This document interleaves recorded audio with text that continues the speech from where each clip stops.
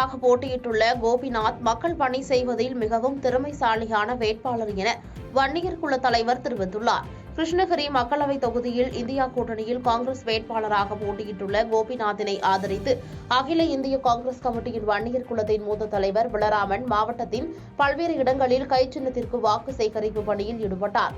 பின்னர் செய்தியாளர்களிடம் பேசிய அவர், கிருஷ்ணகிரி மக்களவைத் தொகுதியில் காங்கிரஸ் கட்சி சார்பில் போட்டியிட்டுள்ள கோபிநாத் முன்னாள் மத்திய அமைச்சர் தங்கபாலுவின் உற்ற நண்பர் மட்டுமின்றி மக்கள் பணி செய்வதில் மிகவும் திறமைசாலியான வேட்பாளரை நாம் வெற்றி பெற வைத்தால்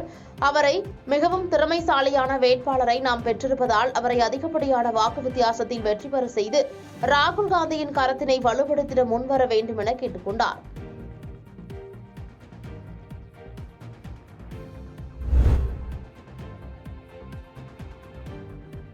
கடலூர் தொகுதியை தமிழ்நாட்டிற்கு முன் உதாரணமான தொகுதியாக மாற்றுவேன் என கடலூர் நாடாளுமன்ற தொகுதி பாமக வேட்பாளர் இயக்குநர் தங்கர் பச்சான் உறுதியளித்துள்ளார். தேசிய ஜனநாயக கூட்டணியில் பாட்டாளி மக்கள் கட்சி சார்பில் கடலூர் நாடாளுமன்ற தொகுதியில் போட்டியிடும் இயக்குநர் தங்கர் பச்சான் விருதாச்சலம் நகரத்திலும், விருதாச்சலம் ஒன்றியம், அலிச்சிக்குடி, இளமங்கலம், சாத்துக்குடல், சத்தியவாடி உள்ளிட்ட 30க்கும் மேற்பட்ட கிராமங்களிலும் மாம்பழம் சின்னத்திற்கு தீவிரமாக வாக்கு சேகரித்தார். அப்போது பேசிய அவர், தமிழ்நாட்டை ஆண்ட ஆளும் திராவிட கட்சிகள் மக்களை குடிகாரர்களாக மாற்றிவிட்டது. தமிழக வேளாண்மை துறை அமைச்சர் விவசாயிகளின் நிலங்களை பிடுங்கி என்எல்சிக்கு கொடுக்கிறார். கடலூர் நாடாளுமன்ற தொகுதி மக்கள் தொடர்ச்சியாக ஏமாற்றப்பட்டு வருகின்றனர் என தெரிவித்துள்ளார்.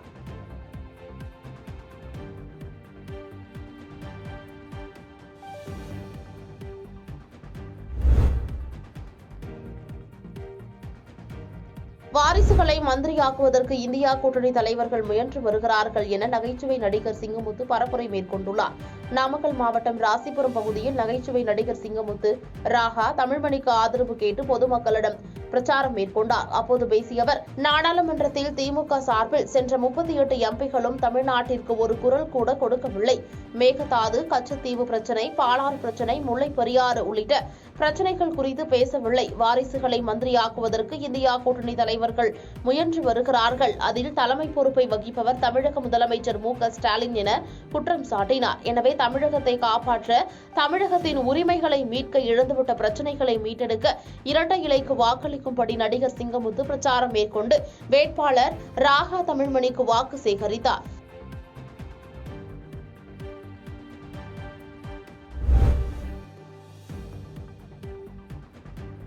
அவிநாசி சுற்றுவட்டார கிராம பகுதிகளில் நீலகிரி நாடாளுமன்ற தொகுதி பாஜக வேட்பாளர் எல் முருகனை ஆதரித்து நட்சத்திர பேச்சாளர் நடிகை ஜெயலட்சுமி பிரச்சாரம் மேற்கொண்டார்.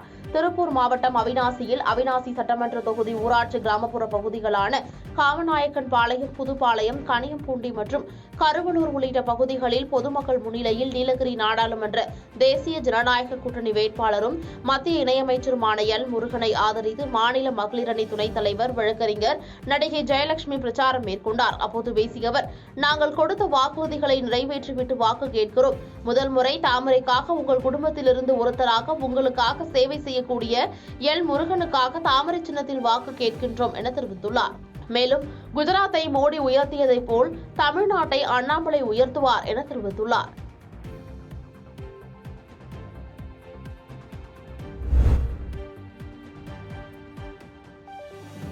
ஜிஎஸ்டி வரி செலுத்தாமல் 19 டன் தேக்கு மரங்களை ஏற்றிச் சென்ற லாரியை தேர்தல் நிலையான கண்காணிப்பு குழுவினர் பறிமுதல் செய்தனர்.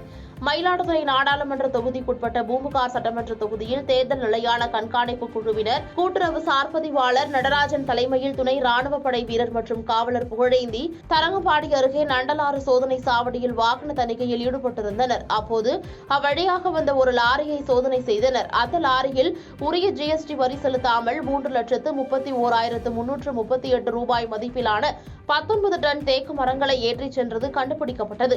பின்னர் அந்த லாரியை தேக்கு மரங்களுடன் பறிமுதல் செய்து உரிய ஜிஎஸ்டி வரி விதிப்புக்காக வணிக வரித்துறையின் துணை மாநில வரி அலுவலர் சரண்ராஜிடம் ஒப்படைக்கப்பட்டது.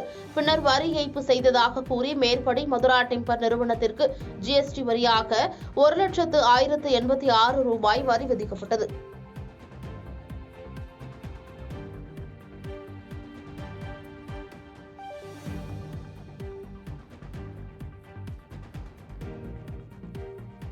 பாதகம் செய்பவரை கண்டால் நாம் பயங்கொள்ளலாகாது பாப்பா.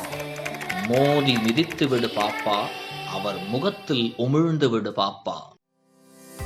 அண்மை செய்திகளை உடனுக்குடன் தெரிந்து கொள்ள இணைந்திருங்கள் இயம்நாடு தொலைக்காட்சியுடன்.